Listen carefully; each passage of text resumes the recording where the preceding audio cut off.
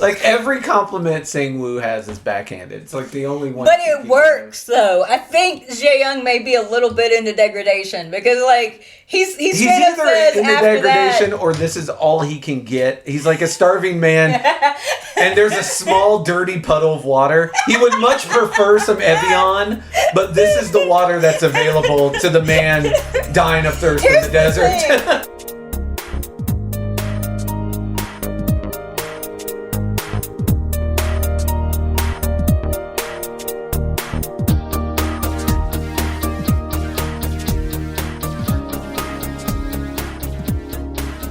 Hello and welcome to Comic Dissection, the comic book podcast where we examine comics through a leftist intersectional lens. I am Cecilia Rose. I'm Reno V. And this How week, you be? we're back with Semantic Error. I know how Like, one of you is. Yep. One of you is fine. we're back with my boys. What's your boys? A quick recap because I figure... This You shit's okay? gay. Yeah, I don't know if you know that, but this is gay. Is it? Yeah. Oh, I swear that's... Subtle gay undertones in this Just one. subtle? I'm a trigger warning. Subtle gay undertones. And I you still haven't even seen any dicks yet. No. I'm trying to ease you into this. I'm fine. Here's the thing. I used to, when we would be reading What a Buy Works, and there'd be like a 2 or 3 page fight scene, and you'd be like, yeah, I just skipped over the fight scene. I'd be like, come on, the choreography's so cool, and like the one dude flows the car at the other guy.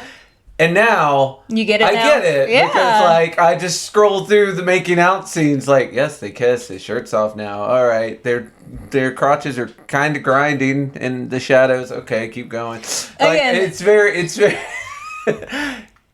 okay. You're getting... See, okay. I've gotten the perspective that I need to understand you skipping the fight scene. Yeah, okay, you know what? If nothing else, I am glad that we have gotten through that for you. Like, that is... Because it is probably very much the same. The fight scenes, I'm just like, okay, they're punching. It's fine. Let's just... Whereas I get a huge erection while I read them. So, yeah, like I get sexual gratification from those fights. I actually do have a little bit of a question about that, but we will get to Sexual it. gratification? Well, I'll answer best I can, but if there's anyone that knows less about providing sexual gratification than me, I don't know who they are.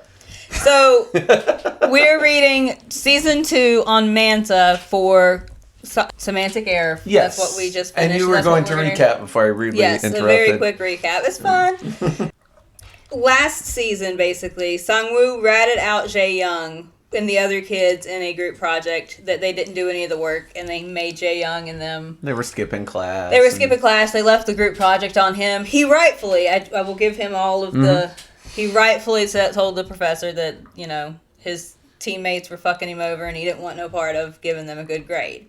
This held Jae-young back from graduating, and he missed out on an overseas job that he had lined up. So as vengeance for that, he decided to spend the next 6 months making Sang-woo's life a living hell. He did this with a plethora of just petty little things that I enjoyed. Yeah, it's a real call and response. Like, Jae-young basically just asked Sang-woo, like, what bothers you? And Sang-woo, that innocent summer child, poor sweet rattles idiot. off all the things that annoy him.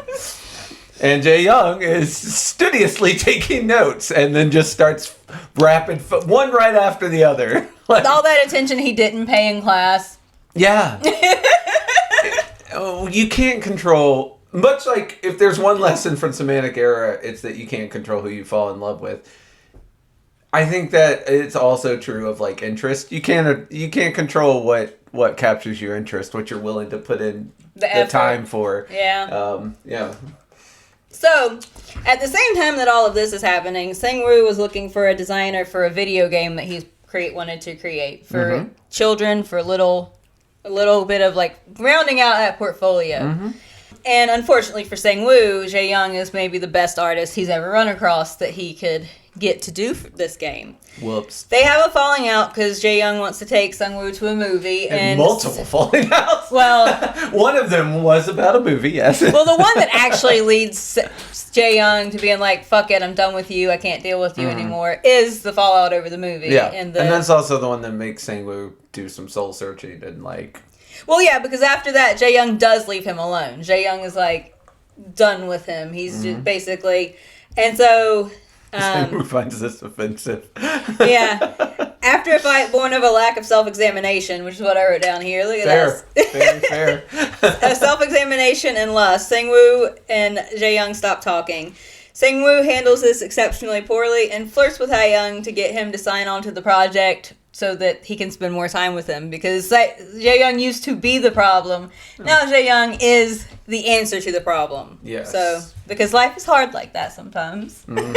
Facts. Also, during this time, we should quickly mention that Sang-woo forms a friendship with Jae, a dark-haired lady who is his who becomes his friend, and who he actually stands up for when Jae-young is kind of giving her a hard time. He's like, "Look, your beef's with me. You leave her out of it." And it was, for me, it was a real turning point because it was the first time I'd seen Sang-woo show any sort of concern for any person that wasn't Sang-woo. And so I was like, all right, growth, character development, all right. Obviously, I bring her up because she will come into play again in season 2. But nice recap, Cecilia. Well done. Are we ready to move on with what will actually be episode 30? Or season 2, episode 1. But it's called 30 in the app. So to keep track of it, we will refer to them by the app numbers. We open up with Jae-young hanging out with some dudes, playing games. Not doing his work. Oh, yeah, no, he is straight up. Somebody hadn't changed much. He is still figuring how to mess with Sung-woo's head, which is just... I guess, to be fair, it's also messing with his head. Like, he's having a hard time in and of itself because Sung-woo's is sort of, like, board of directoring this and being like... Yeah. Oh, Sang-woo. Like, that was a reaction. Having a boss who's just like constantly sending you emails and text messages about the emails. Like, hey, I sent you an email. And then I sent you a text to see if you got that email. Then I sent you another email to see if you got the text that I sent you to remind you that there's an email. All of which you need to respond to by midnight. It's not midnight yet, but for some reason I'm already contacting you to tell you that even though it's not midnight, which is when it's due, I haven't seen it yet. I've had both bosses and professors at college like this, and yeah, they are... I think you and me may have this in common, Cecilia. There's no quicker way to make me not do it than to like ride my ass about doing something. It is like, one thing. It will turn me into the other direction. It's one thing to be like, hey, have you seen this thing? One time. Because like one time, yeah, I admit I'm forgetful. I could have, totally spaced something off. One time is a reasonable question. By the 3rd to 5th message you send me, look, I'm just not answering you out of spite. Yeah. Like, I'm not, I'm gonna play pool with my friends. Yeah, which is what Jae-young has decided he is doing. Yeah, but he has a flashback to the talk with Sang-woo. And there's a scene where Sang-woo is just laying out pretty much that he's going to be an intolerable ass. And then Sang-woo has one mode. Yeah, and he asks Jae-young, he's like, now's the time to speak up if you have a problem with any of that. Jae-young just quietly sitting there eating crackers and says nothing. So, Jae-young, some of this is on you, because that's when you should have said, I don't actually operate under that kind of... See, the thing is, though, if he does that, he doesn't get the fun of jerking Sang-woo around and fucking with him. But it kind of... I don't see how much fun he's having. It seems like it's hurting him just as much as it is Sang-woo. Well, Sang-woo is calling him and messaging him, and he's getting that attention. And much like a child in a bad... Any attention is good attention. Yes, in a bad pattern. Much like a small child in a bad pattern. Negative attention is still attention. Jesus, yeah. Wow. I would never accuse Jae-young of being more mature than No, I would not either. I would not either. Look, as much as I love him, and I do adore him, as much as I love him. Both of them are very, like, maturity is not either their strong suit. It is because really then you wouldn't really have much of a story. But yeah, Sang-woo, Jae-young's playing pool, but he's flashing back to the meeting with Sang-woo and how packed the schedule is. Because he wants to get it all done in 4 months. And so they've got like meetings every day, and they've got this is due by this time on this day. It's all very regimented, and in a way, that's how Sang-woo operates, though. it is, but it's also it's regimented in a way that shows, as is the 80-20 split that he mentions about how they're going to cut the profits. It's split up in a way that shows that Sang-woo doesn't understand how much work is in Jae-young's part of this process. Mm-hmm. And how, because it's the creative part. Yeah. And he's the logical part. And he's like, well, you just sit down and do it. What's it take? 5 minutes to come up with a plot, a story, 5 characters that are likable, and drawings for each of them? Like, what? You could have that done in 10 minutes, right? Yeah. I'm giving you a day. I'm so kind. Well, and Sang-woo has all the creativity of a piece of plain printer paper. Like, he doesn't, he can make things operate. He can do coding. Like, he's good at that. But he has all of the creativity of a piece of plain printer paper. Well, and coding is a lot more like, there is a bit, coders get a bad rap. There is a bit of creativity involved. I'm not talking about coders as a genre. I'm talking about Sang-woo. Even for Sang-woo, with coding, there is a bit of creativity involved, because if you type the code and it doesn't work, you have to examine the code and like do workarounds to figure out why A equals 010100012 made this happen when you need this to happen. And it's a different type of creativity, though. And it does, and Sang-woo, I think even less than his lack of creativity, his problem is his lack of empathy and his understanding of how much trouble is involved in the process from the other side. And well, I also do think it's a lack of understanding creativity, because when they're sitting here talking about, Jae-young basically tells him, like, your game is shit, man. Yeah. Like, every part of this is boring, it's predictable, like, it's bad. And Jae-young, or Sang-woo's like, well, then make a new plan. Yeah. I expect it by tomorrow night. And, like, he has no concept of how a story is supposed to... It's true. But you also can't, like, if you come to someone who's worked really hard on something, and you're just like, hey, everything's trash, and that's all you're offering? Yeah. It's perfectly in their right to be like, well, then you got to give me something better, or this is what we're going with, because this is the plan we have. Well, I think Jae-young's hope was that they could sit down and talk about it kind of together, and like, because if you're working with someone on something, working with someone, you would. That's what they're doing. No, this is two people. It's like when we were reading Understanding Comics, and they were talking about like the artist and That's the writer actually exactly what I was thinking of, yeah. And then coming back together and hoping that the pieces will fit, when of course they won't, because there was no collaboration in the meantime. Mm-hmm. Sang-woo and Jae-young would have done good to read Understanding Comics before walking into this game. But yeah, long story short, Sang-woo misses, Jae-young misses the deadline. And then they have a bit of a conflict about... Although I will, to give Sang-woo credit, he's like, okay, if you're going to come up with the plan from scratch, we'll do a 50-50 split instead of an 80-20 split. We were doing 80-20 because I'd done most of the groundwork. But if you hate all my groundwork, then, and you come up with better groundwork, we can rearrange the organization of the money, which is, hey, that's something. I also think it's really funny. So Jae-young texts the person who was originally working with Sang-woo on the game, and is like, I started on the project you gave me. Soo-young says, how is it? Jae-young says, are you for real right now? Basically, Sang-woo was so hard to work with that Soo-young, who's the person who was doing what Jae-young's doing now before, just gave him what he wanted and was like, this is your trash, have at it. Yeah, well, I mean, what else can you do? Like, Sang-woo many times during part 2 talks about just dropping Jae-young and getting another artist. I'm like, what other artist would have you? Yeah, what other artist would work with you the way that you are? Like, you are so fortunate that you were able to find 2 people who would do this. Like, you will never find a third. I don't know. And then if the second one didn't want to bone you, you would have only found one. If the second one wasn't more horny than smart, Yeah, you wouldn't have this gotten line the would have second. ended. You would have never found one, and this game would have never existed. Like, it's amazing. But, of course, you don't realize that, Steve-Woo, because you're a robot.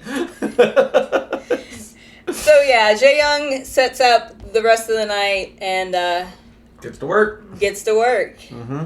And he gives the next day he gives Sang-woo his little outline and like the different drawings that he gave.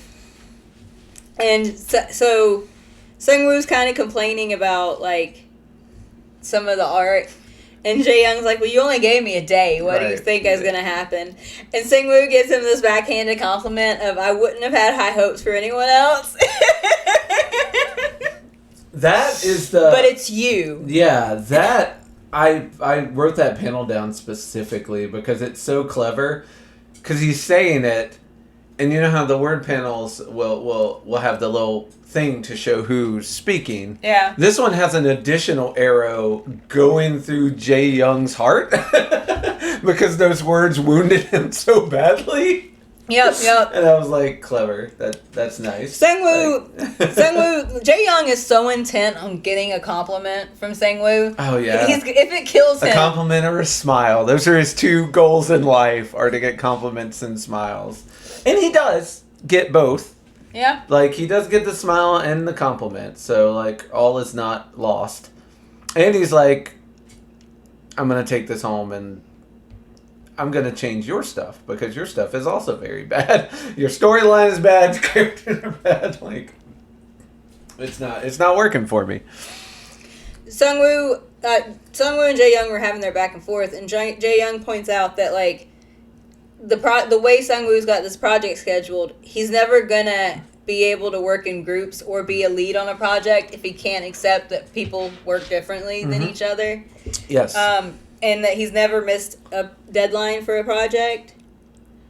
And, like... An important deadline. It's funny because he has the caveats. Like, I've never missed an important deadline for a project. Which means either... A, he's missed a lot of deadlines for projects, but just not the final one. Well, he didn't even B, pretend to do the project that he was supposed to be working on with Sang-woo. Yeah, or B, Sang-woo's projects are just not important. like the things he is prioritizing are not important. Jae-young's put himself in an uncomfortable situation. He's complaining about how Sang-woo's treating him in this whole thing. He's like, I should just quit, but that hurt my pride. Maybe I can sweeten him up if I do a good job. And I will say this, Sang-woo is better at taking criticism than Jae-young.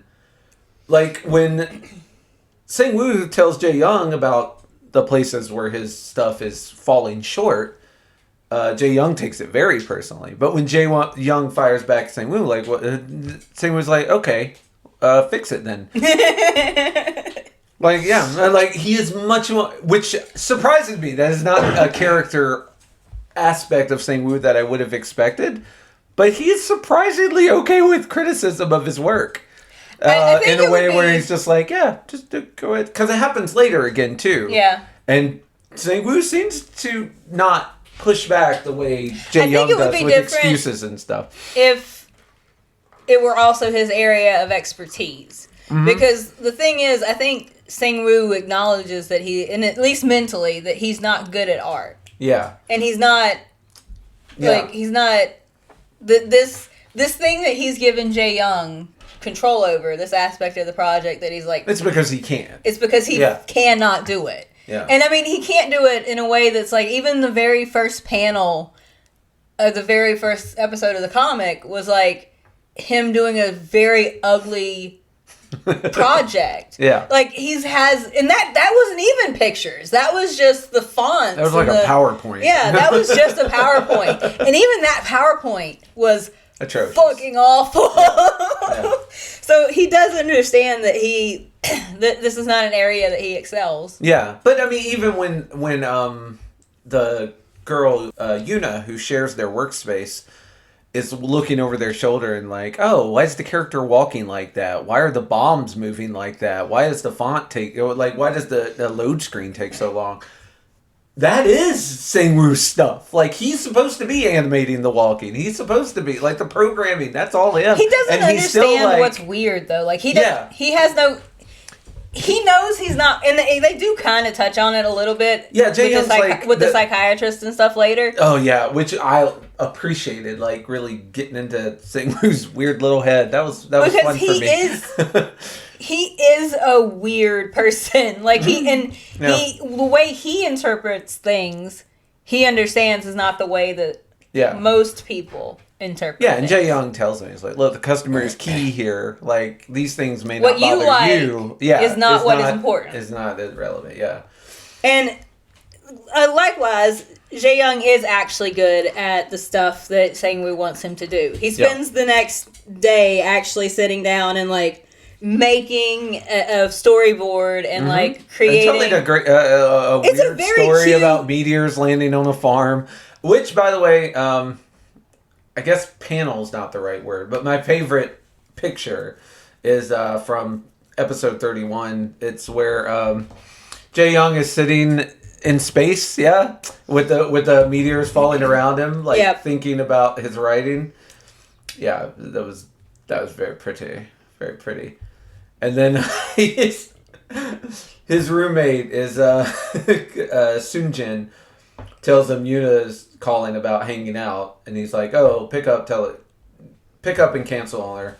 I'm doing this now. Yeah, I'm busy." Yeah, his social life is really taking a hit. We'll see multiple occasions where he's not going out or hanging out with people so he can work on this project, and it's kind of interesting, especially because that is the very same behavior that had Sang-woo done it to him, it would have just destroyed him. And he's like thoughtlessly doing it to other people. And we'll see similar behavior with Sang-woo and GA. Like a very similar kind of like fork where they're just neglecting these friendships in ways that people do when they're in a new relationship. Like, even though these two don't yet know they're in a new relationship for some reason. I'm just gonna. Well, Jae Young knows. Sang-woo does not know he's in a new relationship yet. Just a peek behind the curtain for season 3. It takes Sang-woo an upsettingly long amount of time to realize that he is in a relationship because this man is denser than a collapsing star. Yeah. I actually wrote that down at one point. That's a good line. That's a good line. He's denser than a collapsing star. This motherfucker has no sense. Anyways. No, yes. Jae Young gives Sang-woo the beautiful, like, creative story that he mapped out and all the characters and stuff that he drew. And he renamed it Veggie Ventures. Oh, it's better name. Veggie Man seems like a lame name, and he's right.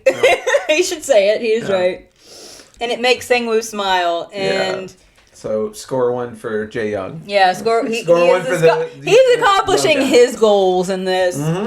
Sang-woo likes the chibi character design or the SD. I had never seen. I did not either. This referred to as super deformed characters or chibi in Japan. Apparently they're SD, or like Korean comics call them super deformed, which characters. is much less cute. It is the Japanese name. I'll stick with chibi for now. But he gives them like 3 separate storylines and 3 separate art concepts. The Sang-woo likes the third one, which drives Jae Young crazy because that's the one he spent the least amount of time with, and he likes the least. And I'm like, do not give a person an option if you're gonna have opinions on the option. Well, if it's not a real option, like he hates it, like you shouldn't have even put it in there.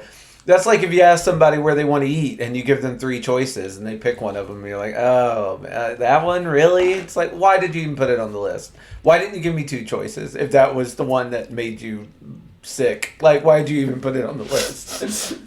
Why did it was a test of our friendship and you failed. Well, Sang-woo failed this one as well because he picked the one Jae Young liked the least. But Jae Young gets that smile, and there's like this whole like full panel of just Sang-woo looking up and Jae Young like, yeah. He does know how to smile.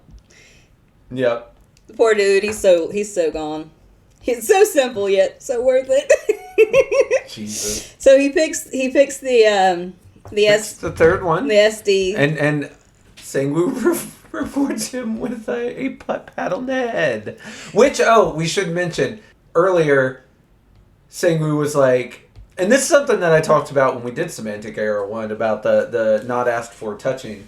Sang-woo straight up says, "Hey, Jae-young, from now on, no touching me without my permission." I wrote down, this is only a rule that applies to Jae-young, though. Oh, as yeah. will become apparent later. Well, I mean, Jae-young's a fuckboy. He's always DTF. So, like, Sang-woo doesn't have to ask permission, according to Sang-woo. Yeah, That's the Sang-woo very rule. convenient. Yeah, It's very convenient. How fortunate for him. But yeah, he's got the no touchy rule without warning. And at least right now, he is obeying it on the other side as well. No, that will not stay true, but for now, I did write down, though, Sang-woo makes it so much weirder by announcing that he's giving head pats. And I do give him credit right here for following his own rules. I'll rescind that praise later. Yeah, that one's not going to be permanent. But for now, pat, pat, pat. But here's the thing. It completely, I mean, it worked fine anyway. Jae-young freaked out just like he was supposed to, so as awkward as it was. I love all the blushes. The way they draw the blushing is just so fucking adorable. I swear. Aang knows what he's doing. Yeah. And Jae-young, I don't think has ever... It's been a long time, probably, since Jae-young has gotten so much happiness from such a tiny reward. Yeah. I mean... He loses his shit over a head pat. It's probably been a while. That is wild. Like, that is... I can't imagine a world where I would receive a head pat and just be like... It makes him enough. It pleases him enough that he walks away saying, "Nope, not quitting now. Can't do it." Nope. Sticking with it. He sees Yuna, who yells at him for standing her up. And she's like, "Why couldn't you make it?" He said, "I have some work to do. Still haven't finished it. So don't talk to me." And you're just like, damn, what the heck? So, yeah, he's... I didn't even register that as being a problem. It's just like... That's just kind of how Jae-young talks. Like, he's very, like, straight and to the point, which is a thing I respect in a person. Yeah, I mean... His little buddy, though, was getting ready to leave because he got dumped. So he's going to do his year of so service. He's going to go ahead and take care of his mandatory military service. Get that out of the way. Poor boy. And Yuna's all, damn, that sucks. Like, giving him pats and trying to make him feel better. And fucking Jae-young's like, yeah, I'm going to get to work. Gotta start tip-tap-tapping on these keys. So, yeah, he is letting his other relationships pretty much fall apart. He makes the choice, even though he's got everything ready to send, to not send the stuff so that Sung-woo will call him.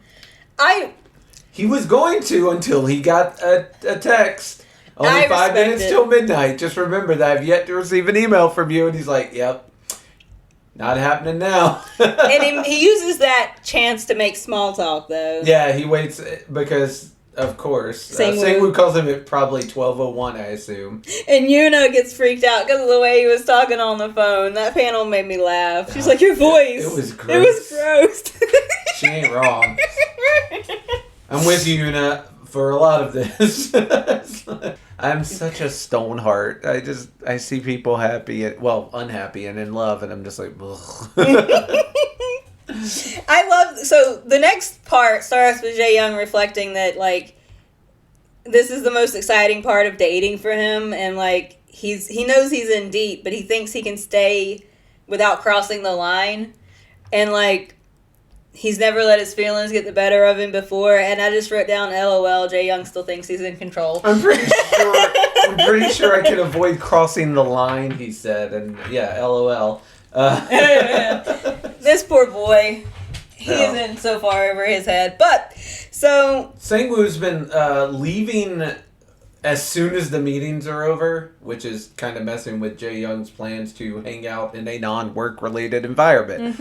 And he's curious as to what he's doing, and Sang-woo's not giving him any details about it. So Jae-young finally figures out a way to, I guess you'd call it a work date?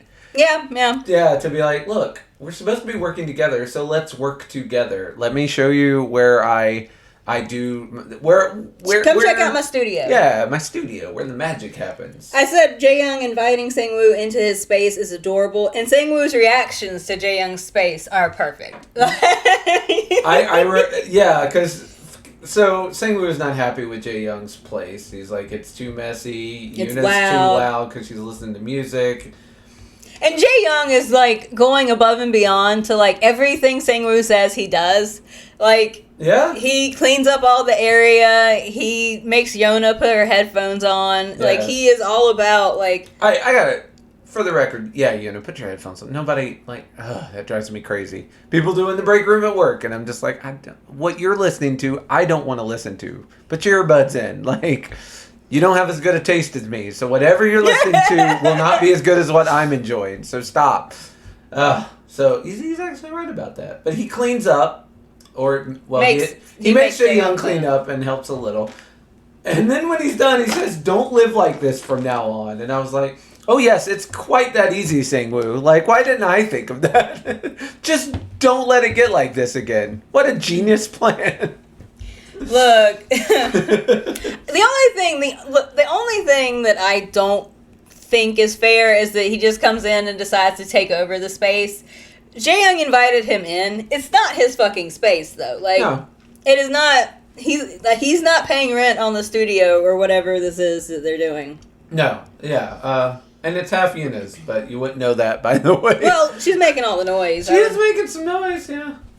So, yeah, he gets everything all and we cleaned get another up. cool, like, working in a weird space They work pictures. in sync really well, which is honestly pretty ironic. Like, they do spend... They can stay on target and not get distracted by neck moles and such. Well, they can do all right. So I did write down here, I wrote down a couple things. Sang-woo can't handle things that aren't precisely the way he thinks they should be. No. Which is No. a problem in reality. And real talk, I get it. I understand. I think I spoke about this a few nights ago at work. I was like, the Buddhists say that the way to misery is expectations. Mm-hmm. And man, Sang-woo is nothing but expectations. He has a way it's supposed to be, and whenever it deviates from that path, he is miserable. Yeah. He should embrace the nothingness and the nirvana and try and find an inner peace. So, Jae Young sees a mole on Sang-woo's neck. Yep. And then starts having a very... very nice sexual fantasy involving him and Jae Young, and It's a little distracting. and Sang-woo and him and Sang-woo making out. And I actually wrote down, so real talk, is this an accurate representation of how people have sexual fantasies? Because I have literally never done that. What do you mean? Just Which part of it? picturing yourself with someone else like that. Like, yeah. What do you picture? What do you picture? What is the... I guess what I need to ask now is what is the alternative to that? So when I'm doing things of this nature where, Mm-hmm. you're imagining sexy times, I don't imagine myself. I'm never involved. And usually people aren't naked. Like, I'm never involved. What is it? People I don't know, eating at a restaurant, you're like, oh, huh. It's so hot. I'm not involved in the situation at all. Like, I'm not there.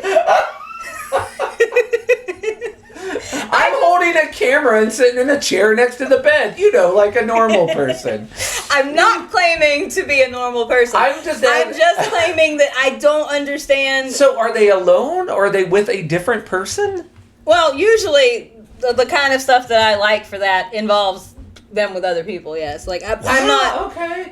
It's just that as far as because he's straight up having a fantasy that involves him biting a naked Sang-woo. Yeah. And I think that's hot. But whenever. Well, yeah, because you're not in it. Exactly. Because you're nowhere to be seen at this concept of imagining me having me being involved in a sexual situation with someone else is odd to me. For me, imagining anything but me involved is weird. I don't oh, look, there's some people having a good time without me. Neat. It's just not. I guess for me it's that FOMA. It's that fear of missing out. I need to be involved. I am happy. Not for the whole part. I guess I'm just happy watching. But at least not for the whole thing, but for some of the thing. I don't. I don't imagine other people naked, and I don't imagine me involved when there are naked people. Okay. So you don't imagine other people naked? No,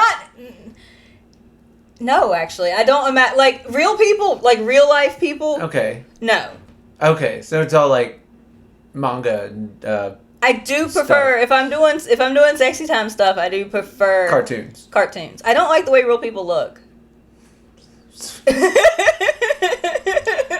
I guess if you're holding them up to, like, you know, Michelangelo's David, something that's sculpted in an art form. I don't even like Michelangelo's David. No, I mean an art form as opposed to, like, you know, a beauty ideal as opposed to a beauty aesthetic that us actual humans can aspire to and reach.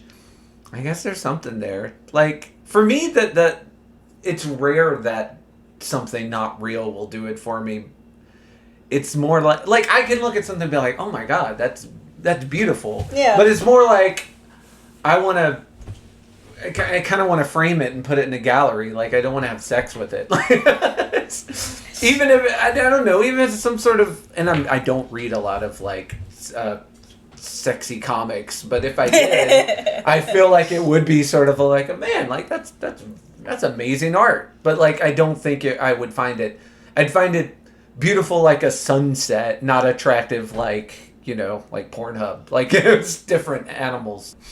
But it takes all kinds. And it's a better world that we're both in it, Cecilia, honestly. It was just a random question that I had, because it's why I'm glad you brought it up, because it opened up my eyes to, like, I don't know, that I just assume. It's this kind of thing you assume everyone thinks the way you do until someone tells you they don't, and then you're like, huh, wow. It was just a random, like, because I've read this a million times, and, like, I think that's hot, don't get me wrong. Right. I am not sad to see it happen. Right. But I have never... It's not the way you It's not the way I fantasize about things. And I've never looked at someone, even people I do find attractive, and been like, I can imagine us naked doing stuff. Normally, if I imagine doing anything with a person, it's like kissing, and that's it. I don't actually get to a part where, like, I imagine what's underneath someone's clothes. Wild. And here's the thing, because there's no control, it's just you and me, I don't know if that's like a difference in our sexes, a difference in our sexuality, just a difference in our brains, a difference in our age gap. Like, I have no idea from whence that comes, or if there is a focal point from whence it comes. Yeah. Well, see, I've also always kind of labeled, well, not always, but since becoming an adult and becoming someone who understands more about, like, the spectrum of sexualities, I've also always I've labeled myself as sort of demisexual, and maybe it's just a thing that it takes me so long to get to a point where I want sexual things that, like, I don't, but I don't know if it's just that or if I'm just weird. I feel like I don't think you're weird. I feel like we are diametrically opposite in that, but the more I get to know a person, the less I want to. Kind of need to get in and out in a few hours. Or I know too much now. I can't. I don't find you attractive. I knew too much. This perfect image I had of you, and it's gone now. But yeah, wow. That was a side tangent. No, it was great. It was great, and again, I kind of feel like I'll have to process that later. No time now, but sometime later I've got to work through that. So to continue on, after this fantasy, there's this really funny, and this is one of the panels I screenshot, because I'll be straight up honest with you, I spent most of my reread this time just taking little screen grabs. Little pics, yeah. So there's a picture of Sangwoo Chu, college student. Breaking news, college student sues upperclassman for biting his neck. It's a fair thing. It is so fucking funny. Yeah. It's extremely painful. I've been tested for rabies, but the results haven't come back yet. Yeah. But I am suing. Yes. Yeah, I had a scene where Sangwoo's saying, I'm just thinking of how I made the right choice with you. Your lifestyle is the worst, but I can't complain about your skills. And it shows Jae Young just tapping away the ... like with kind of a grumpy look on his face. Like every compliment Sang-woo has is backhanded. It's like the only one. But it works though. I think Jae-young may be a little bit into degradation because like he's straight up either says into after degradation that, or this is all he can get. He's like a starving man and there's a small dirty puddle of water. He would much prefer some Evian, but this is the water that's available to the man dying of thirst in the desert. I don't know which. Jae-young could get laid though. Like he has established that he doesn't have that much trouble getting there if he wants to. Yeah. But it's just there's something about Sang-woo that like he's interested in. Yeah. Yeah. And the backhanded compliments work. Yeah, they do seem to work. Because he's straight up like into it. Oh, he likes it, but I just wonder. I feel like he would also like just a compliment. He just can't have that. That's just not a thing. Nope. And then Jae-young's listening to some music, and this is weird, and I assume they'll explain it later. But like Sang-woo knows every song Jae-young is playing, but also is like, no, I don't like it. I don't like those albums. I don't like those artists. But he's just like, every time he picks a new one, he's just rattling them off. I feel like the only one he doesn't recognize is a modern hit that's on the radio. I think maybe it either has something to do with like what his sister was into, because they don't actually explain it, at least not so far. Not so far. Yeah. And like I'm caught up to where season 3 has been released, Gotcha. but I think maybe it probably has something to do with like what his sister was into, and Sang-woo can remember. Yeah, all I know about the sister is he doesn't like her. But he can remember stuff if it's kind of repeated enough. So I imagine if it's... Or maybe it has something to do with, like, the soundtrack for video games or something. That, yeah. But... Perhaps. And he explains why he's doing this. There's a specific company he wants to work for. Because they made a game that, like... Changed the course of his life. Yeah. I did write down here because he's talking about... I did write down 2 things. If Sang-woo knew just how simple it was to get Jae-young to do what he wanted, he would be impossible. Like, if Sang-woo was aware that the thoughts that go through Jae-young's head when he gets a compliment would be the easiest way to motivate him, yeah, that's what he'd do. Sang-woo would be impossible. Oh, yeah. And he'd be awfully motivating. And Jae-young spent a whole couple panels complaining about an assignment he chose to do. So, like, my pity is very limited at a certain point. You put yourself in this. But he does get he gets a little happy when Sang-woo's talking about this job he wants. Jae-young's like, eyes blazing with ambition. I've never seen that look in his eyes before. Oh, Sang-woo, so you're not just a robot with no life outside of assignments, huh? You enjoy music and have your own aspirations. I'm looking at the picture, and I'm just like... That look in his eyes. Dude, that's the same look, lover boy. Same look, my dude. That's the way he always looks all the time. Jae-young, you gotta put on those love glasses. I don't have the rose-colored glasses. Actually, I do. They're over there somewhere. I have a pair of rose-colored glasses, but I would not put them... I'm not putting them on for this. Too dangerous. So and this is also when he gets his temporary tattoo. So this is really cute. Sang-woo wanted to be a crane operator before he wanted to become a coder. Yeah. And I wrote down that crane ops can work by themselves. So maybe Sang-woo should have stuck with the first one. He wouldn't have had to. Yeah, he could. But it is to me. He could have been a loner. To me, it is also really cute how the crane will come Jae-young back up. jumps into helping him make his dreams come true. For all of him talking shit and being like sort of wishy-washy on everything, the moment he sort of realizes that like, oh, how important this is actually something that matters a lot. Yeah. He is straight into I'm in. helping. And he even gives them a head pat for it. Yeah, And it's he remembers the crane thing, as will we. It will come up again later, in the form of a tattoo, which is weird to say out loud, but that's what happens. Well, it's more of a drawing on you type it's a of temporary deal. tattoo, but a tattoo nonetheless. It makes Sang-woo happy. Yeah. And then we finally find out why Sang-woo keeps running out of these meetings at the same time every day. It's so he doesn't get an erection. I have to leave before an erection happens because that is my horrible aberration. Yeah, he is into it, and he doesn't want to be, but he also can't stop spending time with him. Yeah. And yeah, he goes through a list of all the things that he's found out about Jae-young at this He's a point. cat person, no 6 languages. Also, me too, same. Etc. Cat Etc. Yeah. He's got a twin, and he doesn't like water sports. Yeah, he doesn't like water sports. Like, what a great bit of knowledge to have. So they are working, and it's time for Sang-woo to leave, and Jae-young has kind of passed out on... They have a little pallet in their little office, I guess for power naps or whatever. And Jae-young has passed out on it, and Sang-woo is trying to wake him up. And well, no, he's not. He's like... Well, he is at first. He says... he says you're not pretending, but he's also... I get the feeling that he's like... You're not really sleeping, question mark? You're not pretending, right? Like he's talking. But he's also kind of... The ways... I feel like he's more... sort of whispering almost. Like, I interpreted it I think this last one he is, because it's you can tell the word bubble has got those whisper squiggles around it.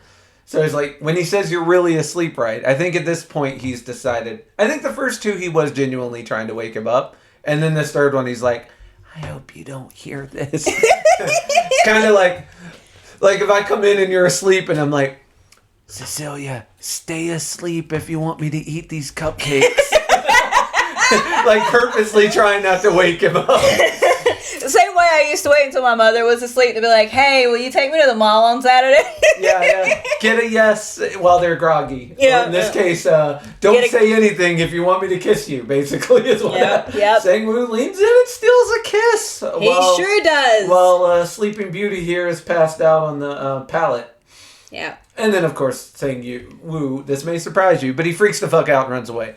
Like a bitch. Not like him at all. Just this like once. Like a bitch. Just this once. He freaks out and runs off. Yeah. He says, just keep your mouth shut. No one will ever know. And then it cuts to Jae-young, like, with his eyes as wide as saucers. Sang-woo. He knows. And although, he isn't sure if it's a dream at this juncture. Yeah. He realizes it's not a dream. But at this point, he is not yet there. Yeah. So, they go out to eat. Get a little drunk. Yeah, they're celebrating their collaboration going as well as it is. Sang-woo is showing the etiquette, which is great. He's doing all the proper alcohol serving etiquette. And Jae-young is impressed because this is a social norm, which means Sang-woo should not understand it or be able to do it. His mom taught him, though. Yeah, but his mom taught him. And they start drinking, and Sang-woo is surprisingly good at holding his alcohol, which didn't see that coming. And Sang-woo is kind of upset because he's like, I think Sang-woo was hoping he'd get a little drunker a little quicker, because Sang-woo's getting pretty drunk. Yeah, Jae-young's getting pretty drunk, and Sang-woo is less so. He's having a hard time, though, because every time Sang-woo does something, Jae-young's like, he's so cute. He's so fucking cute. Why is he so cute? God, he's so cute. He's so hot. But yeah, you cut to a little bit later, and there's like 5 different sochu bottles in front of Sang-woo, and he's still... And they decide to play a game. Yeah. So, explain these games... This is weird. So there's like a tablet on the table, which you order drinks, so you don't actually have to talk to a waiter or waitress. But it's also got like drinking games on it. Yeah. And there's 4 different drinking games, and they decide on Code Switch. And Cecilia, explain Code Switch to us. So set a time limit during which you're allowed to reverse rules, so the upperclassmen would talk to their seniors in a casual speech, while the upperclassmen you would use formal speech and honorifics. Yeah, so basically, you probably know more about this than me. Well, I was just gonna say, yeah, you finally you don't have to add the sans and chans to the end of your language. Well, and there's a lot of like etiquette around like there are a lot of parts in this where like. We'll tell Sang-woo, you're the youngest one. You go clean up the mess. I'm your or you senior, turn off the lights so or whatever. Yep. And there's a lot of etiquette involved in all of that. Yes. And I think there's a lot of stuff that like younger, especially in a lot of Asian and Oriental type cultures, where you're not allowed to talk to people a certain way if they're above you, technically. Yeah. So this game is a game where you're allowed to drop those pretenses for a bit. Because Sang-woo, he gets to do that. He's like, the first panel has got him looking really intimidating. It says, "Hey, Jae-young," and Jae-young says, "Yes, dear Hae-young, what can I do for you?" And they basically just play a game where Sang-woo gets to be verbally abusive, and Jae-young just has to sit there and take it. Yeah, he has to be very fawning. yeah. Which is ironic, because, like, Sang-woo does not do that. There's no fawning on Sang-woo's that's why, when I asked you to explain it, that was the part I was kind of confused. I'd be like, has their behavior changed in any way? Because they didn't seem to be honoring the honorifics to begin with. So it was kind of funny that they chose this game to play. Sang-woo chose to honor it whenever he was trying to sweet talk Jae-young into doing this bullshit with him. Well, of course. He was straight up, he laid that shit on thick whenever he was talking to him at the restaurant, trying to get him to sign on to the project. Yes. But Sang-woo spends most of this code switching thing just complaining about Jae-young's work ethic, and telling him that he's weird and he's a freak. All accurate. Jae-young's still Sang-woo's hat, and man, Sang-woo is uncool about people taking his hat. Like, this panel right here. This is a reoccurring thing with staring at each other. With hats that I knew I knew that panel. When I saw that panel and the two following where you get close-ups of each one's face, I was like, yeah, Cecilia. I screenshot that. Yeah, Cecilia's loving it. We read this again, and so I had to go in and change the stickers in the back of my phone. The back of Cecilia's phone is... I have a clear phone case, and I buy a lot of stickers, and so I change them out on the regular, and I got my Semantic Error in honor of what we're working on here. Yeah, it made me happy. But yeah, no, these panels where you get the close-up of their faces are so good. Yes. But after they're late, and if you've ever been drunk at a bar, you might have done this where you just kind of lay your head on your arms on the table, and you're like, I'll be good to go again in a few minutes. And they're doing this across the table from each other, and staring longingly into each other's eyes. Right. Jae-young steals Sang-woo's hat again, which Sang-woo is very not cool with. It keeps happening. Sang-woo hates it every time. Not a fan of his hat stealing. But Jae-young straight up warns him, like, hey, I'm going to kiss you in a minute if you don't walk out of here. Here's your warning. Here's your physical contact warning. You know what? That's more than Sang-woo gave him. Yeah. So I'm going to... And Sang-woo, after 12 seconds, yanks Jae-young to him, and the kissing. They did a kissing. The consensual kissing where everyone's awake happens. Yeah. Also, this panel got screenshot. Yeah. Yeah. They are hot. But in the next chapter, we cut to the next day, and Sang-woo, of course, is upset about what he did because he kissed a dude. He's not happy with it. He says he can't control his urges. Yeah. And, like, you made out with someone, my man. He said, I always figured I'd meet a woman, hold her hand, kiss her, make love to her, and marry her, just like my parents did. So, that didn't happen last night, so he's pretty upset about it. The irony of him being like, and I wrote this down at some point, too, but, like, the irony of being like, I thought I'd marry a woman, and then not noticing when a woman is into him. Yeah. Like, I'm very interested because later Jae-young asked if he's ever had sex before, and he says yes. But not with a guy. Or at least that's the impression that I've gotten from Sang-woo, and so I'm like, so you've had sex with women before. How'd that work out? How did that even happen? Like... You're such a fucking weirdo. How?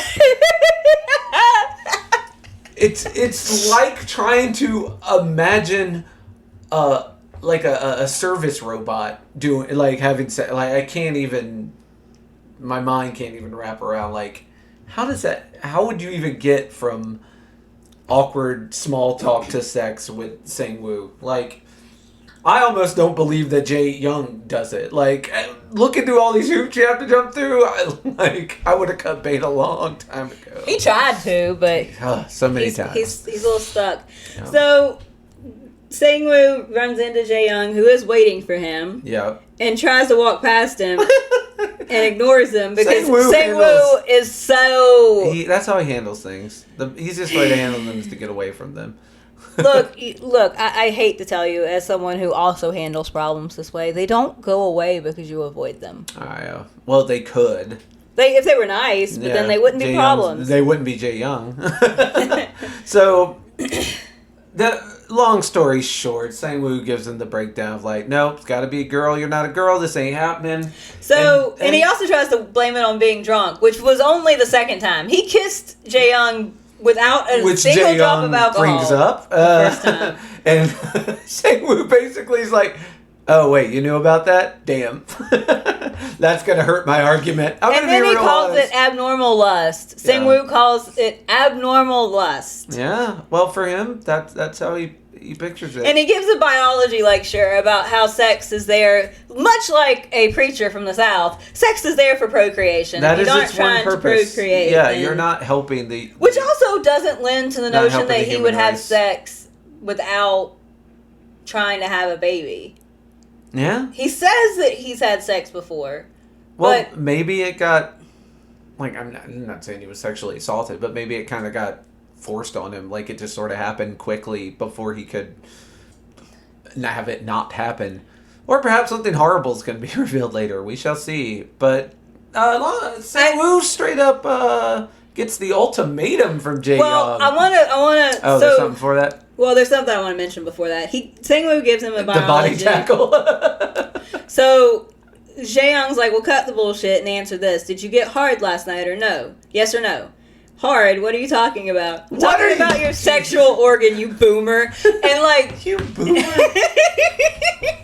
Oh, God. What are you talking about? Yeah. What is this hard you speak of? Like hard to manage? Hardly listening? What is that? I don't understand the hard. Like, hard to manage. I like the idea that the Sang-woo thought that would work, and Jae-young would be like, "Oh, he doesn't understand. Okay, I'll give up." Well, he does admit that he often gets an erection when he's with Jae-young. Yeah, which meanwhile, Young stops and another blush scene. Man, if I had a nickel for every time one of these two blushed, I'd be a millionaire. But yeah, Jae-young's straight up. He tackles him. He tackles him and gives him the fucking ultimatum. Because Sang-woo tries to walk away again. No, run. He runs. This time he runs away. He sees an opening under Jae-young's armpit and dives under and starts running. But of course, Jae-young tackles him down and says, either give this a chance or you can forget about my designs and never see me again. Which, this is kind of sad for me.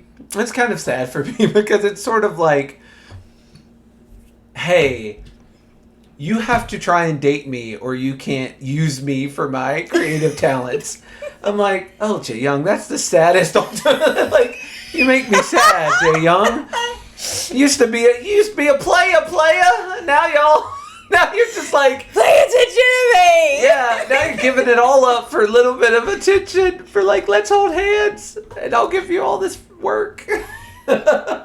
But sure enough, that's the ultimatum he lays out. In season 3, which we will eventually get to, I give them shit for their lack of communication and their communication problems. But the way Sang-woo acts here in this chapter or episode or whatever is probably the basis for all of those communication problems. The way he just like, no, you're not a girl. We can't do this. I'm not. Yeah. The way he just cannot talk is just... Yeah. Although I do understand, Sang-woo, I too would rather beat someone with a weapon and run away than talk about my feelings. I get it. But also, I don't... Jae-young forcing them to have an adult conversation is maybe necessary, because I don't think that Sang-woo would be able to do it. It is. I would argue whether this constitutes an adult conversation. We're taking the people into account. Yeah, this is as close as these two could get. And poor Jae-young had to go and fall in love with someone with the emotional awareness of a tadpole. And he also had to do a pirate metaphor just so this whole idea would land correctly for Sang-woo. And then they get distracted by how good each of them would look as pirates. And good for y'all on that one. Way to stay on topic. But yeah, is this where they're basically talking? Yeah, they have 2 weeks off for midterms. Mm-hmm. And Jae Young's like, I'll give you, or Sang-woo's like, I'll give you my answer after the 2 weeks are up. I will have decided whether I want to. And at this point, they're just talking about sex, right? Yeah. Like, not an actual relationship, but... Well, yeah, because, so, Jae Young asks Sang-woo what his definition of a relationship is, and Sang-woo says a man and a woman dating each other with marriage in mind. Yeah. So, he can't be, in his mind, he can't be in a relationship with Jae Young. Yeah. And Jae Young's like, all right, fine. If you just want to call this abnormal lust, how about we try to take care of that? We have sex, and that'll get it out of your system. Which...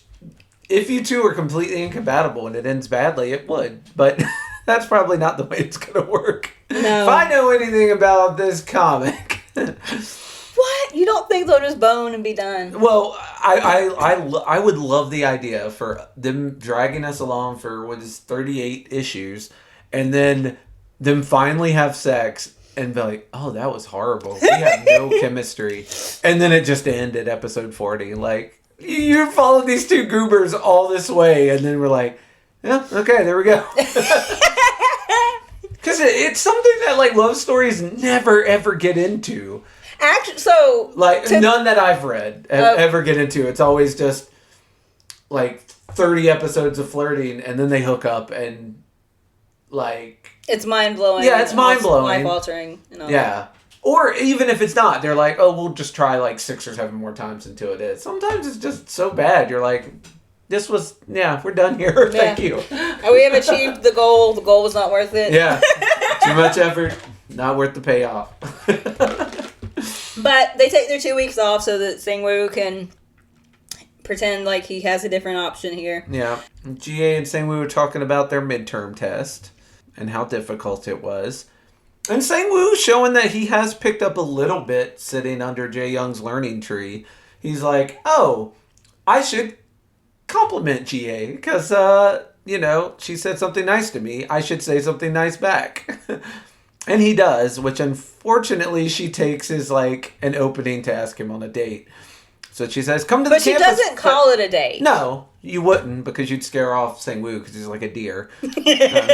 He's evil Bambi. Yeah, he's like an evil little Bambi. So you have to be real quiet and approach him softly with both hands out, palms up, like you would a scared dog. But she says, hey, come to the campus festival with me as a payment for helping you get through. Which is funny because he didn't need her help to get through the midterm, but he complimented her and said that he just to be nice. And she called that in as a favor. So now he's got to take her and to this festival. He asks her, well, why don't you go with your friends? Like he's... Yeah, and she's like, oh, this guy's a moron. I don't have friends, I guess, for this example, because I'm trying to go with you, you idiot. I'm trying to ask you, again... Denser than a collapsing star. Yes. He really is.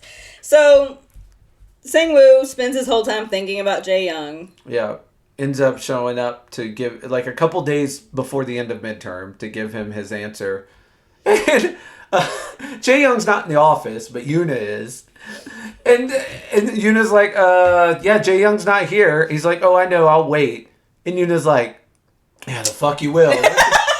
This is awkward as fuck. So she immediately calls Jae Young's like, get your ass over here. Your weird boyfriend's here. Yeah. Well, first she calls on her phone, doesn't pick up. So she actually takes Sang-woo's phone and calls Jae Young. He picks up immediately. She's like, oh, so I see you, motherfucker. Not only are you avoiding my calls, you little shit, but you also let weirdos come and hang out in the office. Come pick your weird friend up. Which, before he gets there, though, Jae Young... Sang-woo is going through Jae Young's stuff. Like, he's cleaning up his desk, but he goes through, he's got a doodle book, and, like, the doodles are so funny and so cute, and I enjoyed, and he's got some that are, like, little drawings of him, like, murdering Sang-woo. Yeah, they're having a good time in some these of drawings. Them, but then he turns the page, and, like, there are these really good sketches of of that Jae Young has done of Sang-woo. Yeah. Some nice art. And some mean art in equal measure. But yeah, Sang-woo's like, look, I've thought about it. Well, I love it because, like, Yuna calls him and he comes in. Yeah. And Jae Young starts the conversation with, look who's here, the man of urges. Jesus. Right. In front He's so of Yuna. petty. He's and so Yuna's petty. like, you know what? You two obviously aren't getting along, and I thought it was uncomfortable when it was just Sang-woo. Somehow it's worse now. I'm going to go out for 10 minutes and have a smoke, and when I come back, this shit better be resolved. And that's when Sang-woo's like, all right, I will give in to my lust, and we'll have sex, and hopefully we can fucking get back to work. Then this will get rid of all my urges, and then we can get back to work. And here, Sang-woo says that he has to go, because Jae Young's like, well, if you want to do this, why don't we just get it over with today? Yeah. And Sang-woo's like, I have to go study. Yeah. This is where the mistakes happen. Yeah. Yeah. He has to get mentally prepared. Jae Young's like, well, you want to take care of a little bit of that urge now? And Sang-woo's like, well, what do you mean? Because, that's how Sang-woo responds to everything. So they make out a bit, and Sang-woo's like, well, yeah, that didn't help. I'm leaving. Which, of course, is like, Jae Young was like, hey, do you want some blue balls on your way out? And Sang-woo he just didn't know better. So he was like, yeah, give me some blue balls. Make my life harder before I leave. All right, gotta go. See you Monday. Them making out up against the door is also really hot. I enjoy that. That worked for you. Yeah, it does. Yeah. So Sang-woo's taking Ji-hae out for what is, unbeknownst to Sang-woo, a date. Although neither of them will admit it. Because Sang-woo doesn't know and Ji-hae won't admit to it. Yeah, Ji-hae won't tell her what he's doing. Jae Young is also there volunteering because he's got school spirit. Yes, he does. He's got school spirit. How about you? Wow. And apparently this festival has something to do with, it's like a Halloween festival or something. Yeah, the theater club has like a little haunted house restaurant thing going on. Jae Young is fully decked out in vampire attire with a Hawaiian shirt, which, that's cool, I guess.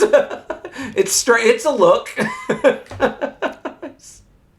And Jae Young sees Sang-woo going out with Ji-hae. Yeah. And he points out that, so you want to date her. He assumes that they're on a date because that is what it looks like to everyone who's not Sang-woo in this situation. Yep. And he's like, so you want to date her and just sleep with me. Now who's the fuckboy? Because this whole time, Sang-woo has been talking some mad shit about Jae Young being a fuckboy. Yeah. And it turns out maybe he's the fuckboy in this particular just as much of. Yeah. Although he's not, because Sang-woo isn't trying to fuck this girl. But he doesn't know, and they're not going to talk about it. We can't do that. No, God forbid.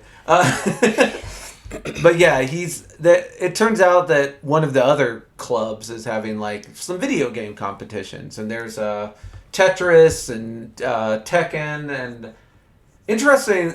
Sang-woo mentioned earlier when he was talking about wanting to work for a company. The company was I can't remember the name of the company, but the game was StarCraft, but it was spelled with a K. There's actually a very popular game over here in the U.S., also in Asia, StarCraft, which is I've played before, and it's just the kind of game Sang-woo would get really invested in. So it makes sense that they changed the C to a K and made that the game he's all about. They made sure they couldn't get sued. They know what they're doing. Although then they do Tekken and Tetris, like, no problem. So I don't know.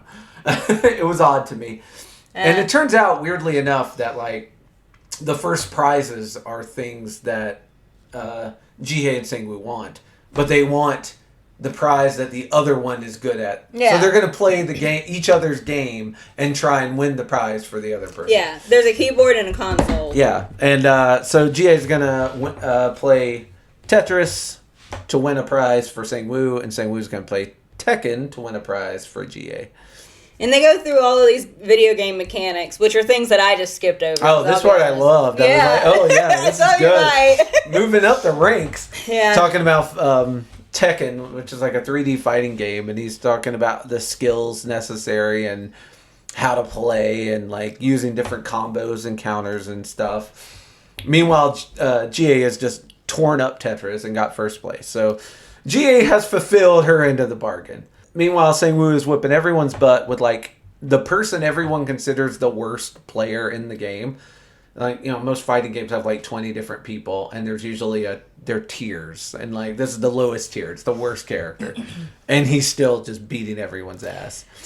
So, because Jae-young thinks Ji-ae and Sang-woo are on a date, he decides that he's going to come over in this video game competition. Yeah, he decides to enter the Tekken tournament with a mask on. Yeah. Like, he's in the mask, the Phantom of the arcade. Sang-woo's...